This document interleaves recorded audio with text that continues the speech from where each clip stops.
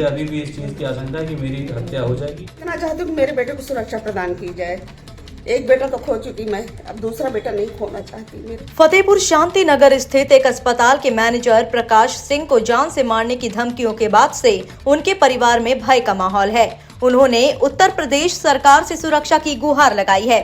प्रकाश सिंह ने मुख्यमंत्री को पत्र लिखते हुए आरोप लगाया कि कुछ उपद्रवियों ने उनके मित्र पत्रकार दिलीप सैनी की हत्या करने के बाद अब उन्हें भी जान से मारने की धमकी दी है। प्रकाश सिंह का कहना है कि 30 अक्टूबर की शाम उनके मित्र दिलीप सैनी अस्पताल में दीपावली की बधाई देने आए थे। तभी अंकित त्रिपाठी अपने साथियों के साथ वहां पहुंचा और दोनों को जान से मारने की धमकी दी। इस घटना की सूचना पुलिस कोतवाली को दी गई, जिसके बाद पुलिस ने तुरंत हस्तक्षेप कर मामले को शांत कराया। हालांकि उसी रात दिलीप सैनी की हत्या कर दी गई। इस हत्या के मामले में अंकित त्रिपाठी, अक्कू तिवारी, अन्नू तिवारी, सुभाष पांडे और 6 अन्य लोग शामिल बताए जा रहे हैं। प्रकाश सिंह का आरोप है कि 31 अक्टूबर की रात अंकित त्रिपाठी ने उन्हें व्हाट्सएप पर कॉल करके धमकी दी कि जैसे दिलीप सैनी को मारा गया वैसे ही उन्हें भी मारा जाएगा। इस घटना के बाद से प्रकाश सिंह और उनकी मां घर में बंद हैं और बेहद डरे हुए हैं। उन्होंने मुख्यमंत्री से तुरंत सुरक्षा प्रदान करने और दोषियों के खिलाफ कठोर कार्रवाई करने की मांग की है। पुलिस द्वारा अब तक अपराधियों की गिरफ्तारी नहीं होने से स्थानीय लोगों में भी चिंता का माहौल है। उस दिन का प्रकरण ये है कि दिलीप भाई हमसे मिलने आए थे दिवाली के उसमें उपलक्ष्य में, उनको जाना था लखनऊ। तो उन्होंने मुझे फ़ोन किया था कि बेटा कहाँ हो, तो मैंने कहा मैं भैया अस्पताल में हूँ। तो वो मुझसे मिलने आ गए थे करीब 6:15 बजे।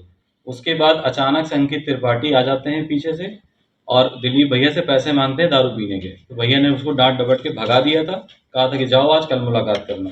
उसके बाद हम, दिलीप भैया और उनका एक और साथी था हसन, वो हमारे साथ गाड़ी में बैठ कर के हम लोग लखनऊ के लिए निकल गए थे। फिर तुरंत फ़ोन आता कि अंकित त्रिपाठी तोड़ फोड़ कर रहे हैं अस्पताल में, भैया देख लीजिए आकर के।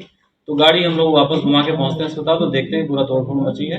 भैया ने तुरंत तत्काल प्रभाव से एप्लीकेशन मुझसे कहा कि लिखो अस्पताल की उसमें जाकर के कोतवाली में। मैंने उसकी तहरीर जाके कोतवाल साहब को तुरंत लिख के दी है। उसके बाद हम लोग अस्पताल में बैठे रहे 15-20 मिनट बाद फिर अक्कू तिवारी का फ़ोन आता है दिलीप भैया के मोबाइल में कि तुमने मेरे लड़के अंकित त्रिपाठी को वहाँ डांटा डपटा और भगा दिया, ये गलत हो गया है। फ़ोन में जो सुनाई दे रहा था मुझे, मैं अभी तुरंत आ रहा हूँ वहाँ पे। तो वो हम चढ़ाई लेकर के 10-12 लोगों के साथ अक्कू तिवारी 15-20 मिनट बाद आ जाते हैं अस्पताल में। तब तक दिलीप भैया ने फोर्स बुला ली थी, कोतवाली से फोर्स भी आ जाती है। बीच बचाव करा करके इन लोगों को वहाँ से भगा दिया जाता है, किसी प्रकार की कोई कार्रवाई नहीं होती। उसके बाद दिलीप भैया कहते हैं आप अलर्ट मोड पे रहिए, मैं जा रहा हूँ यार्ड।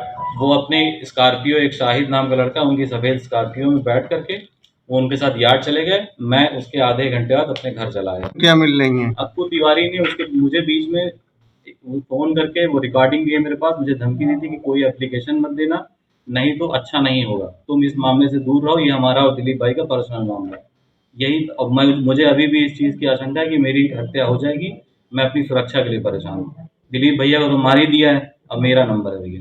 तो मैं अपनी सुरक्षा मांग करना चाहता हूँ योगी बाबा आदित्यनाथ जी से और अपने पुलिस प्रशासन से कि मेरी सुरक्षा प्रदान की जाए। और मैं अपने घर में इस समय बंद हूँ, मैं कहीं जा नहीं पा रहा। मैं बस इतना जानती हूँ कि एक बेटा तो चला गया, अब मैं दूसरे बेटे की सुरक्षा मैं हाथ जोड़ के निवेदन करती हूँ प्रशासन से। अब मुझे पूरा भरोसा है कि मेरे बेटे के साथ न्याय होगा।